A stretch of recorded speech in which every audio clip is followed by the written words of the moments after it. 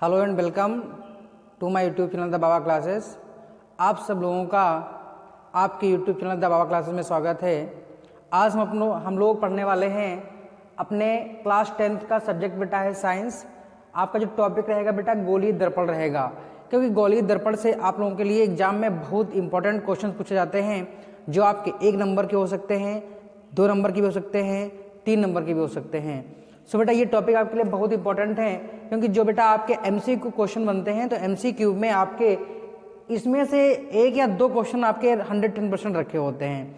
ठीक है बेटा, तो इसी को हम लोग समझने के लिए आज कंटिन्यू अपनी क्लास को करेंगे। बहुत इंपॉर्टेंट है बेटा, आराम से इसको देखेंगे, बहुत आसान होता है, क्योंकि अगर आपने मेरा साथ दिया तो हम तो देने के लिए तैयार है ना। तो आइए बेटा इधर, बेटा आपके पास टॉपिक है गोलीय दर्पण। बेटा तो गोलीय दर्पण यहाँ पे होता है वह दर्पण जिसका परावर्तक पृष्ठ अंदर या बाहर की ओर वक्रित होता है, गोलीय दर्पण कहलाता है। बेटा ये हम लोग डिफिनीशन हो जाती है। तो बेटा देखिएगा यहाँ पे किस प्रकार से इसको हम लोग को समझना है। तो सबसे पहले बेटा हम लोग जानते हैं कि गोलीय दर्पण जो होता है वो बेटा किस प्रकार से होता है, जिसका अंदर या बाहर की ओर वक्रित होता है। बेटा वक्रित का मतलब होता है वक्र के आकार का हो, कर्व के आकार का हो। ठीक बेटा, वही क्या कहलाता है, आपका गोलीय दर्पण कहलाता है। बेटा गोलीय दर्पण बेटा आपका 2 प्रकार का होता है। पहला होता है अवतल दर्पण, दूसरा होता है उत्तल दर्पण। ठीक है बेटा, सो यहाँ पे बेटा देखिएगा मैं आपका गोलीय दर्पण यहाँ पर बना रहा हूँ। तो बेटा आपको दिख रहा होगा कि सर ये हम लोगों का क्या है, गोलीय दर्पण है। देखिए यहाँ पे आपको समझ में बेटा बहुत अच्छा आएगा, एकदम बहुत आसानी से। तो बेटा आपका क्या है, ये गोलीय दर्पण है, मतलब जो गोले के आकार का होता है गोलीय दर्पण कहलाता है। अब बेटा यहाँ तो हमको समझ में आ गया सर जी ये हमारा गोला के आकार का है, तो ये गोलीय दर्पण हो गया है। सो बेटा हम लोग क्या करने वाले हैं, अब यहाँ पर अवतल और उत्तल दर्पण आपको समझने लायक होता है, तो इसको हम लोग समझते हैं। कुछ नहीं करना है बेटा, हम लोग उत्तल दर्पण और अवतल दर्पण को बहुत आसानी से पहचान सकते हैं। कुछ नहीं करना है, गोलीय दर्पण के आपको 2 भाग कर देने हैं। तो यहाँ से हमने अपना एक मार्कर लिया, हमने 2 भाग कर दिए। तो बेटा यहाँ पे देखिएगा आपको चीज़ समझ में आ रही होगी कि बेटा आपको इसमें लेफ्ट हैंड साइड और राइट हैंड साइड 2 साइड नजर आ रही हो बेटा। तो ये आपका इधर मैंने सपोज कर लिया है बेटा, ये हो गया है लेफ्ट हैंड साइड। बेटा ये कौन सा आ जाता है, ये हम लोगों का लेफ्ट हैंड साइड है इधर, और इधर बेटा क्या हम लोगों का है, राइट हैंड साइड दिया गया है। तो बेटा क्या करिएगा यहाँ पर, सबसे पहले राइट हैंड साइड में अगर आप बाहर की ओर पॉलिश कर देते हो, बेटा क्या कर देते हो, बाहर की ओर अगर पॉलिश कर देते हो। चलो मैंने इधर पॉलिश कर दिया। अब बेटा हम इधर जब पॉलिश कर देते हैं तो बेटा आपको नजर आ रहा होगा कि इसकी अंदर की ओर चमकीला सरफेस आपको नजर आ रहा है। बेटा जो बेटा इसकी बाहर की ओर हमने क्या कर रखी है बेटा, ये हम लोगों ने बेटा पॉलिश कर रखी है। पॉलिश तो सब लोग जानते हो ना भाई, कलई करना, ये पॉलिश की गई सतह है बेटा, पॉलिश की गई सतह है। इसको सब लोग जानते हो कि नहीं जानते हो, इसका मतलब है सर बाहर की ओर जब भी पॉलिश की जाएगी, जब भी बाहर की ओर पॉलिश की जाएगी और अंदर की ओर बेटा ये क्या है, अंदर वाला सिरा कैसा होगा, एकदम चमकीला होगा। क्या कहना भाई, कैसा होगा, चमकीला होगा, एकदम चमक जैसा आता होगा। क्यों, क्योंकि इसी पे ही तो प्रकाश की किरण आएगी और आने के बाद में परावर्तित हो जाएगी, तभी तो आप समझ पाओगे कि ये सर कौन सा हुआ, उत्तल नहीं सॉरी अवतल दर्पण हुआ। कौन सा हो बेटा, अवतल दर्पण। तो अवतल दर्पण की क्या पहचान हुई, आ वो आजा और हमारे अंदर समा जा, आजा समा जा, आ मीन्स आना। तो बेटा देखिए अंदर की ओर जो कोई आएगा, अब देखो बाहर हमने इसकी पॉलिश कर रखी है, अंदर तो पॉलिश है नहीं, अंदर जो कोई भी आएगा वो समा जाएगा, अवतल दर्पण हो जाएगा। क्या हो जाएगा बेटा, अवतल दर्पण। तो बेटा अगर हमने इसको बीच से काट दिया है और राइट हैंड साइड पे हम लोगों ने बाहर की ओर अगर कलई कर दिया है, अंदर का जो सरफेस है आपका चमकीला है, चिकना है, तो बेटा ये कहलाता है अवतल दर्पण। क्या कहलाता है बेटा, अवतल दर्पण कहलाता है। बहुत सुंदर। इसके बाद में राइट हैंड साइड पे क्या करेंगे, अंदर पॉलिश करते हैं। बेटा क्या करते हैं हम लोग हैं, अंदर की ओर पॉलिश कर देते हैं। लो भैया हमने पॉलिश कर दिया यहाँ पे आपको दिखाने के लिए। अब देखो बेटा जब भी बीच से काटना, अवतल दर्पण उत्तल दर्पण आप कभी नहीं भूल सकते हो। अवतल दर्पण मतलब होता है आ मेरे अंदर आ जा, तो मतलब क्या है, कोई चीज़ जैसे ऐसे है, अगर कोई चीज़ आएगी तो ऐसे जाएगी ना, हमने मुंह फैला रखा आ, आजा, तो अंदर हमको चमकीला, जो त्वचा आपकी है, जो जबड़ा आपका है, जो ऊपर तलवा है, कैसा नजर आ रहा है? चमकीला। आ, बाहर तो खुद गुजरा है ना, दाढ़ी आड़ी है ना हमारी, समझ में आयल बटे? इधर आ जाओ। अब बेटा उत्तल में क्या होता है? यहाँ पर अंदर की ओर कैसा सरफेस होता है? पॉलिश की जाती है बेटा। अंदर क्या करते हैं बेटा? ये हो गया है पॉलिश वाला सिरा। बेटा ये पॉलिश की गई सतह है बेटा, पॉलिश की गई सतह है, ठीक है ना मेरे पुत्रों? अरे मेरे लाल के हिल्लो, आ जाओ इधर देख लो। अंदर की ओर क्या है? पॉलिश। बाहर कैसा है? चमकीला है एकदम। बाहर बेटा क्या है? ये बाहर कैसा दिखाई दे रहा है? चमकीला नजर आता है। वही तो है उत्तल दर्पण। बाहर चमक, बाहर चमक, उत्तल, बाहर चमक, उत्तल। लोग कहते हैं कि हम बाहर से एकदम कैसे हैं? चमकीले हैं। अभी सेविंग कर दिए होते ना, सबको एकदम चिकने नजर आते हैं। और जब बबुआ हम बाहर से चिकने नजर आएंगे तो उत्तल ही दर्पण होंगे ना। तो आइल बाटे समझ में, जब बाहर चमकीला होगा बेटा तो क्या कहलाएगा? उत्तल दर्पण। बेटा यहाँ मैं लिख देता हूँ, क्या कहलाएगा? उत्तल दर्पण कहलाएगा। अगर मेरे जिगर के छल्लों समझ में ना आए तो पढ़ाना बंद कर देंगे, इतना आसानी से पढ़ा रहा हूँ, ठीक है? तो बेटा यहाँ पे दो चीज़ें आपको समझ में आ गई, उत्तल दर्पण के बारे में और अवतल दर्पण के बारे में। अवतल दर्पण कहता है कि हाँ बाहर तो कलई कर दीजिए लेकिन अंदर की ओर एकदम चिकना रखिएगा, अवतल दर्पण। उत्तल क्या कहता है? अंदर कलई कर दो, बहुत चमकीला रखो। हमारे दिल में क्या है तुम्हारे लिए? बहुत कपट भरा हुआ है, तुम मिल जाओ ना तुमको कूट दे। लेकिन बाहर क्या दिखाई दे रहा है ना? बाहर क्या दिखाई दे रहा है? एकदम चिकना। सर जी मिल जाओ तुम लोग, भैया आए हो सब, ठीक है सब लोग पढ़ लीजिएगा। अब पढ़ाने का मन वही नहीं कर रहा है क्योंकि तुम लोग पढ़ने ही नहीं चाहते हो। हमारे चैनल को सब्सक्राइब करो, लाइक करो, शेयर करो और बेहतरीन ढंग से समझ में आएगा। पढ़ाएंगे भी, सब्सक्राइब नहीं करोगे तो हमारा मनवा थोड़ी नहीं लगेगा। तो रहेगी, आ जाओ इधर देखो। अब बेटा यहाँ पे लोग सीख लिया है अवतल दर्पण, बिंदु। अब बेटा क्या करने वाले हैं? इन बिंदुओं पे हम लोग चर्चा करने वाले हैं। महत्वपूर्ण बिंदु क्या क्या होते हैं चर्चा कर लेते हैं। पहले बेटा क्या करेंगे? सबसे पहले यहाँ देखिएगा तो ये हम लोगों का बेटा क्या है? अवतल दर्पण है बेटा। बाहर की ओर क्या हमने कर रखी है? कलई कर रखी है ना, पॉलिशवा कर रखा है, पॉलिश है ना। हमने यहाँ पर सबसे पहले इस रेखा को ड्रा कर दिया बेटा। ड्रॉ करने पे हम लोग पाते हैं सबसे पहले बेटा इसको हम लोग मान लेते हैं कि बेटा जो दिया गया है इसको हम लोग कहते हैं मुख्य अक्ष। क्या बेटा कहते हैं? मुख्य अक्ष कहते हैं। देखिए बेटा यहाँ पर चल नहीं रहा है, थोड़ा गीला है, एक सेकंड रुक जाओ। देखिए बेटा बहुत सुंदर से समझ में आएगा, चिंता ना करो, एकदम एक एक चीज़ सिखाऊंगा बारीकी से। तो पहले बेटा यहाँ पे हमने दे रखा है मुख्य अक्ष दे रखा है बेटा।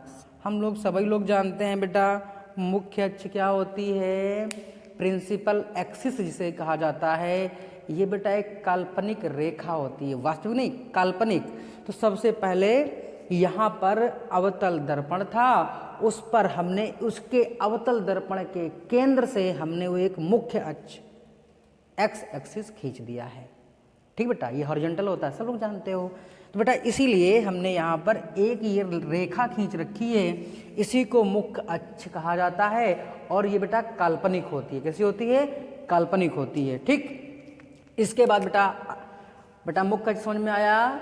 अवतल दर्पण के केंद्र से खींची जाने वाली एक रेखा को, काल्पनिक रेखा को मुख्य अक्ष कहा जाता है। ठीक, इसके बाद आइएगा अगला हमारे पास जो बिंदु है वो कहलाता है ध्रुव। क्या बेटा कहलाता है? ध्रुव। अब बेटा ये ध्रुव क्या होता है? ध्रुव मतलब जो आपका अवतल दर्पण है, अवतल दर्पण का जो केंद्र है जहां से मुख्य अक्ष को खींचा गया है।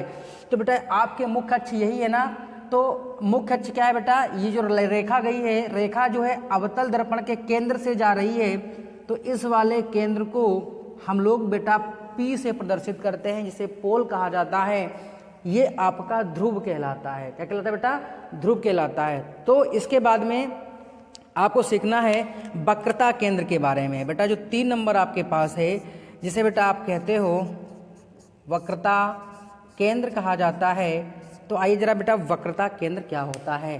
कोई दिक्कत नहीं है। जब आप बॉल को लेते हो, बॉल गेंद होती है ना, तो गेंद का जो केंद्र होता है, ये तो बेटा अगर इस पे हम लोग ड्रा करेंगे तो आपको 2D नज़र आएगा, मतलब आपको वृत्त नज़र आएगा। लेकिन जब आप वास्तविक गेंद को लोगे बेटा तो गेंद का एक केंद्र होगा अपना। तो मैंने एज्यूम किया है बेटा, जब इसको ऐसे खींचेंगे, गोले को खींचेंगे, तो गोले का अपना यहाँ पे कोई एक केंद्र होगा, है ना बेटा। तो बेटा वक्रता केंद्र सिखा रहा हूँ, वक्रता केंद्र। अब बेटा वक्रता केंद्र हमने कहा ये कोई गोला बना रहे थे हम, तो गोले का यहाँ पर केंद्र है। तो बेटा इसको हम लोग C से प्रदर्शित करते हैं। किससे प्रदर्शित करते हैं बेटा? C से प्रदर्शित करते हैं। सेंटर ऑफ कर्वेचर बेटा इसे कहा जाता है, सेंटर ऑफ कर्वेचर। लिखना चाहते हो बेटा लिख लीजिएगा, क्या कहा जाता है? सेंटर ऑफ कर्वेचर कहा जाता है। ठीक बेटा, सेंटर ऑफ कर्वेचर कहा जाता है। सो आप लोग बेटा इसको याद रखिएगा। इसके बाद में आपके पास आता है नंबर 4 बेटा।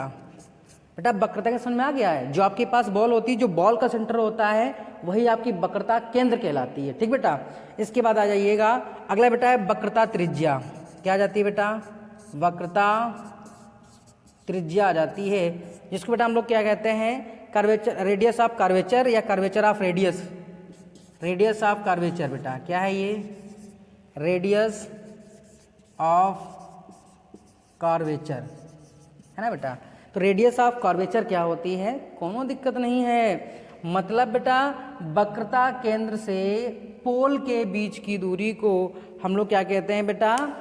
वक्रता त्रिज्या कहते हैं। क्या मैंने बताया है कि यहाँ से, मतलब वक्रता केंद्र से लेकर के पोल के बीच की दूरी को बेटा, यहाँ से लेकर के यहाँ तक की दूरी को हम लोग क्या कहते हैं बेटा? वक्रता त्रिज्या कहते हैं बेटा। इसको बेटा हम लोग R से प्रदर्शित करते हैं बेटा, R है ये बेटा, इसे क्या कहते हैं? वक्रता त्रिज्या कहते हैं। ठीक बेटा, वक्रता त्रिज्या आ गई। आइए इसके बाद बेटा हमारे पास है मुख्य फोकस। 5th नंबर आ जाता है मुख्य फोकस। आइए बेटा हम लोग मुख्य फोकस पे चर्चा करते हैं। मुख्य फोकस क्या होता है बेटा? जिसको हम लोग क्या कहते हैं? Focus, focus, focus. आइए बेटा, तो यहाँ पे सबसे पहले आइए मुख्य फोकस, जिसे बेटा हम लोग क्या कहते हैं? कोई भी वस्तु होती है तो उसकी क्या फोकस होती है। तो कॉमन सी बात है बेटा कि यहाँ पर एक चीज ध्यान दीजिएगा, वक्रता केंद्र और पोल के बीच में मुख्य फोकस होता है बेटा। तो यहाँ पे बेटा क्या है? ये मुख्य फोकस है। ठीक, वक्रता केंद्र और वक्रता केंद्र तथा पोल के बीच में जो आपको ये बिंदु नजर आ रहा है, इसे बेटा हम लोग क्या कहते हैं? मुख्य फोकस कहते हैं। तो मुख्य फोकस को स्मॉल f से प्रदर्शित किया जाता है। ठीक बेटा, इसके बाद में क्या आ जाता है आपका? अगला बेटा 6 नंबर दिया गया है फोकस दूरी। क्या बेटा आती है? फोकस दूरी। फोकस दूरी क्या होती है? अब बेटा फोकस दूरी क्या है? मतलब यहां से बेटा ध्यान दीजिएगा, जो आपका फोकस था, मुख्य फोकस, फोकस से पोल के बीच की दूरी को क्या कहते हैं? फोकस दूरी। तो बेटा ये आपका क्या है? मुख्य फोकस। तो मुख्य फोकस और पोल के बीच की दूरी को फोकस दूरी कहा जाता है बेटा। तो ये क्या आ जाता है? फोकस दूरी आ जाती है। ठीक बेटा, इसके बाद में आपके पास लास्ट और बच जाता है, जिसे बेटा हम लोग कहते हैं द्वारक। क्या कहते हैं? द्वारक। अब बेटा अपार्चर क्या होता है? इसे बेटा आप लोग द्वारक कहते हो। अपार्चर बेटा, द्वारक का मतलब होता है किसी भी दर्पण का वह व्यास, किसी भी दर्पण, चाहे अवतल दर्पण हो चाहे आपका उत्तल दर्पण हो, किसी भी दर्पण का वह व्यास जिससे प्रकाश प्रवेश करता है, द्वारक कहलाता है। ठीक बेटा, तो यहाँ पे ध्यान दीजिएगा, बहुत आसान है। तो ये बेटा इसका क्या बनेगा? इधर से क्या कर रहा है? प्रकाश जो है वो प्रवेश कर रहा है। तो ये बेटा आपका पूरा व्यास है कि नहीं बेटा? ये गोला है, यहाँ से लेकर यहाँ तक, ये यहाँ से यहाँ तक त्रिज्या आधी, फिर त्रिज्या यहाँ तक। हमेशा डायमीटर की जो त्रिज्या होती है 2 गुनी होती है, और जो रेडियस होती है वो डायमीटर की 2 गुनी होती है। सब लोग जानते हो, जो डायमीटर होता है वो रेडियस का 2 गुना, जो रेडियस होती है डायमीटर की आधी होती है। तो बेटा यहाँ से यहाँ तक का जो पूरा व्यास है वही आपका द्वारक कहलाता है। ठीक बेटा, तो आपको समझ में आ गया। एक बार फिर से रिवीजन करा देता हूँ ताकि आपको वो चीज़ याद आ जाए। बेटा पहला आपके पास मुख्य अक्ष है। मुख्य अक्ष हमने आपको बता रखा है, जो हॉरिजॉन्टली आप रेखा को यहाँ पे गुजार रहे हो वो आपकी काल्पनिक रेखा होती है। देखिए बेटा ये रेखा गुजर गई है और वो रेखा कहाँ से गुजर के जाती है, हमारा जो दर्पण होता है दर्पण के केंद्र से गुजर के जाती है।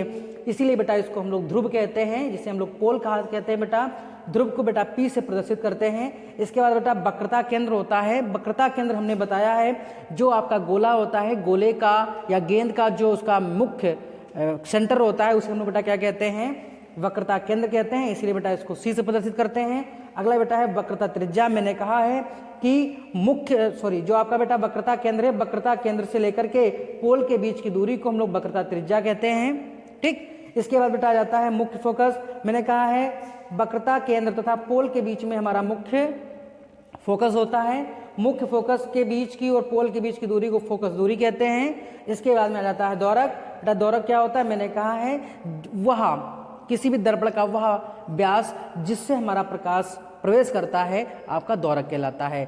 ठीक है बच्चों, इसके बाद अगली क्लास कंटिन्यू करिएगा, समझा रहा हूँ आगे क्यों। इसका देखिएगा उसी का अगला टॉपिक बेटा है गोलीय दर्पण द्वारा विभिन्न दिशाओं से आपतित प्रकाश किरणों का प्रवर्तन। इसका मतलब हो गया है कि आपको बताना है वो हमारे पास कौन सी दिशाएं होती हैं जिनके माध्यम से कोई भी किरण अगर गोलीय दर्पण पे आती हैं, आने के बाद वो परावर्तित हो जाती हैं, वो हमारे पास कुल कितनी दशाएं हैं उस पे चर्चा करने वाले हैं। ठीक है बच्चों, तो सबसे पहले बेटा यहाँ देखिएगा हम लोगों ने बेटा यहाँ पे बनाया हुआ है अवतल दर्पण। बेटा क्या है ये, अवतल दर्पण। ठीक बच्चों, अवतल दर्पण बेटा आपको समझ में आ रहा होगा।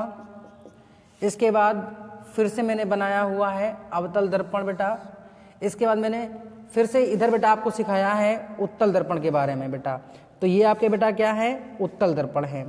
ठीक है, तो इधर ये आपको बेटा उत्तल दर्पण नज़र आ रहे होंगे। थोड़ा मैं डेकोरेशन कर लेता हूँ ना, पॉलिश वॉलिश करके। जब हम चिकने लगेंगे तभी तो तुमको समझाएंगे ना मेरे बच्चों, एकदम पॉलिश करता हूँ इसीलिए बेटा। ये पोल हो गया P, ये बेटा आपका इधर बना देता हूँ वक्रता केंद्र। ये हो गया P, ये हो गया वक्रता केंद्र, ये हो जाता है P, ये बेटा हो जाता है वक्रता केंद्र, ये हो जाता है पोल P, बेटा ये हो जाता है वक्रता केंद्र। सो बेटा एक चीज़ यहाँ पे देखिएगा, आपको समझ में आ रहा है कि सर यहाँ पर एक चीज़ समझ में आनी चाहिए कि जब भी हम लोग मुख्य अक्ष, बेटा ये क्या हम लोगों का मुख्य अक्ष, मुख्य अक्ष के समानांतर अगर कोई भी किरणों को डालता हूँ तो बेटा गुजारिए यहाँ पे, ये कोई हमने मुख्य अक्ष के समांतर कोई किरण डाली। अब वही सेम प्रोसेस नीचे भी हमने कोई किरण डाली। तो बेटा जब ये कोई हमारी मुख्य अक्ष के समानांतर कोई किरण अवतल दर्पण पे पड़ती है तो पड़ने के बाद ये बेटा इस प्रकार से रिफ्लेक्ट हो जाती हैं और ये भी बेटा इस प्रकार से परावर्तित हो जाती हैं। ठीक है, मतलब है कि ये कोई किरण ऐसे आई, आने के बाद रिफ्लेक्ट हो गई, ऐसे आई, फिर यूं चली गई। मतलब ये कोई आपतित किरण थी, आने के बाद ये परावर्तित हो गई। क्यों हो गई, हम लोग जानते हैं कि ये गोले के आकार का है। अब गोले के आकार में जब कोई पड़ेगा तो तिरछा होता ना, ऐसे ऐसे पड़ने के बाद वो ऐसे भागेगा। आएगा समझ में? तो सेम प्रोसेस है बेटा यहाँ पर कि अगर ये बेटा क्या होता है जिसे आप F कहते हो, मुख्य फोकस कहते हो बेटा।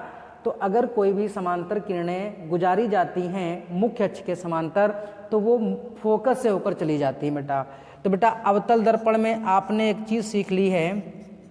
क्या सीखी बेटा है कि अगर कोई मुख्य अक्ष के समांतर कोई किरणों को डाला जाता है तो वो फोकस से होकर परावर्तित हो जाती हैं। ये सीखे हो ना। अब बेटा क्या है, इसी प्रकार से इसमें भी क्या करना है आपको, सेम प्रोसेस है बेटा। अब इधर आपको सीखना है, वो हमारे पास ये है कि अगर यहाँ पर कोई इसी के समांतर मुख्य अक्ष के समांतर अगर कोई किरण आती है, आने के बाद परावर्तित इस तरीके से हो जाएगी, फिर यूँ आती है, आने के बाद में ऐसे परावर्तित हो जाएगी। तो बेटा यहाँ पे जो समझने का लॉजिक ये है कि जो प्रोसेस इसमें था वही प्रोसेस इसमें भी है। इसका मतलब है कि ये परावर्तित हो जाएंगे, लेकिन सर मिल नहीं पा रही हैं, कहीं ना कहीं जरूर मिलेंगी। तो हम लोग बेटा एक कल्पना कर लेते हैं कि जहाँ हमको कुछ नहीं मिलता है तो कल्पना ही करते हैं ना। तो मान लिया कि सर जी ये कहीं इधर से निकलती हुई मुझे प्रतीत हो रही होंगी, ठीक है ना। मुझे ऐसा लगा कि यहाँ पर एक हमारा F बिंदु है, मुख्य फोकस है, जहां से ये किरणें निकलती हुई प्रतीत हो रही हैं बेटा। क्या हो रही हैं? प्रतीत हो रही हैं। तो इसका मतलब है कि सर यहाँ पर आकर के वो मिलेंगी। दोनों बात बराबर है कि अगर वो फोकस पे ही मिलती हैं दोनों। बेटा अगला टॉपिक यहाँ हमारे पास है, अगर इन्हीं किरणों को, बेटा सुनना हमारी बात जो दी गई है, अगर इन्हीं किरणों को यहाँ बेटा आपका क्या दिया गया है? फोकस है। अगर उसको फोकस से डाला जाता है तो बेटा क्या आ जाएंगी? वो इसके समांतर हो जाएंगी। ये हम सब लोग जानते हैं बेटा। अवतल दर्पण बेटा कंडीशन बता रहा हूँ, किसकी बेटा कंडीशन है ये? अवतल दर्पण की। अवतल दर्पण की बेटा क्या कंडीशन है? अगर कोई भी किरण फोकस से होकर जाती है तो वो बेटा आपके मुख्य अक्ष के समांतर हो जाएगी। ये दूसरी कंडीशन। ठीक, अब बेटा इसमें देख लीजिएगा, अगर हम इसी प्रकार से क्या करते हैं, अवतल दर्पण की अगर बात करता हूं तो बेटा यहाँ पर हमने माना था कि फोकस है। अब इधर की ओर हम जब भी इस पे डालेंगे तो डालने, जैसे सपोज करो बेटा इधर से हमने डाल रहे थे, डाला हमने ना, तो जाएगी तो फोकस पे ही बेटा। तो डालने के बाद ये किसके समांतर हो जाएगी? तुरंत आपके समांतर हो जाएगी, मुख्य अक्ष के समांतर हो जाएगी। ठीक बेटा, तो इसीलिए ये उत्तल दर्पण बेटा, ये कंडीशन किसकी थी? उत्तल दर्पण की, है ना बेटा। ये भी हो गया आपका उत्तल दर्पण। आइए अगली कंडीशन बेटा, इधर फिर चित्र बना लेता हूँ आपको समझाने के लिए। बेटा ये हो गया हम लोगों का अवतल, ये हो गया उत्तल, ये हो गया अवतल, ये हो गया उत्तल। ये आपकी रही कंडीशंस। ठीक है बच्चों, तो बेटा वही फिर से हम लोग रंगारंग कर लेते हैं। अगर नहीं रंगेंगे, पॉलिशवा नहीं करेंगे तो हम लोग फिर इसको सीख नहीं पाएंगे, क्योंकि बेटा सीखना तो बहुत ही जरूरी है ना। तो देखो बेटा हमने यहाँ पे पॉलिश कर दी। पॉलिश क्या करें भाई? ये बूट पॉलिश नहीं है, ये आपका पॉलिश है जिससे आप एक ही तरफ देख पाओ, दूसरा का टाइप माना देख पाओ। अगर दूसरी तरफ देख लोगे तो आपका लेंस बन जाएगा, है ना बच्चों। बेटा यही आपका P हो जाएगा, यही आपका P हो जाएगा, यही आपका P हो जाएगा, तो यही आपका P हो जाएगा। ठीक है बच्चों। अब बेटा देखिएगा यहाँ पे क्या होगा, अगर किसी भी किरण को अगर हम लोगों ने पोल पे डाल दिया है, बेटा देखना हमारी बहुत प्यार से हमारी बात को सुनना। कोई किरण जो थी वो पोल से आ रही थी। अब बेटा यहाँ पे ये थीटा एंगल बन रहा था, एंगल आई। ठीक, अब बेटा जिस थीटा से आ रही थी उसी थीटा से वो वापिस चली जाएगी। तो कहने का मतलब है एंगल आर बेटा क्या होगा? बराबर होगा। अब बेटा हमारी इस बात को बहुत गौर से देखिएगा। जिस हमने यहाँ दिखाया है कि अगर उसको पोल पे डालते हैं, ध्रुव पे अगर कोई किरण आती है, प्रकाश किरण, तो बेटा उतने ही एंगल से वो वापिस चली जाती है। सो बेटा यहाँ पे एंगल आई बराबर एंगल आर होता है। ये आप याद कर लीजिएगा अवतल दर्पण में। उत्तल दर्पण बेटा क्या है? यहाँ पर सेम चीज है, जैसे ही वो इस पे आती है, आने के बाद वो वैसे ही परावर्तित हो जाती है। तो कॉमन सी बात है कि सर इसका भी एंगल जो आई होगा वो एंगल आर के बराबर होगा। ठीक बेटा, तो यहाँ पर भी एंगल आई बराबर एंगल आर होगा, कोई दिक्कत नहीं है। ठीक बेटा, लास्ट आपको देखना है यहाँ पर, अगर सर यहाँ पर अगर अवतल दर्पण है, क्या बेटा? अवतल दर्पण। अब अगर अवतल दर्पण में अगर यहाँ पे बेटा ये वक्रता केंद्र हो गया है, अगर कोई किरण वक्रता केंद्र पर आती है तो वो वक्रता केंद्र पर आने के बाद उसी डायरेक्शन में वो वापिस चली जाती है। ठीक बेटा, तो बेटा ये अवतल दर्पण की कंडीशन हो गई, मैंने आपको सिखाई है। क्या सिखा दी है? अगर कोई भी रेखा किरण, प्रकाश किरण, अगर वो किस पे आती है? वक्रता केंद्र से होकर आती है, तो बेटा वो वक्रता केंद्र पे ही वापस लौट जाती है। ये चीज आपको याद होनी चाहिए। उत्तल दर्पण बेटा क्या होगा? अगर यहाँ पे आपने सपोज किया है कि ये वक्रता केंद्र है, तो बेटा अगर यहाँ बेटा क्या है? ये वक्रता केंद्र C है।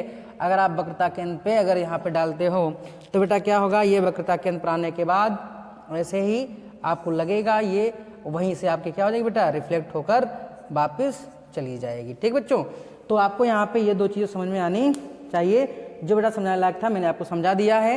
यही आपके लिए 4 बिंदु बहुत इंपॉर्टेंट था, इनका स्क्रीनशॉट लीजिएगा, हमारे चैनल को सब्सक्राइब करते रहिएगा, आगे बढ़ाते रहिएगा। ठीक है बेटा।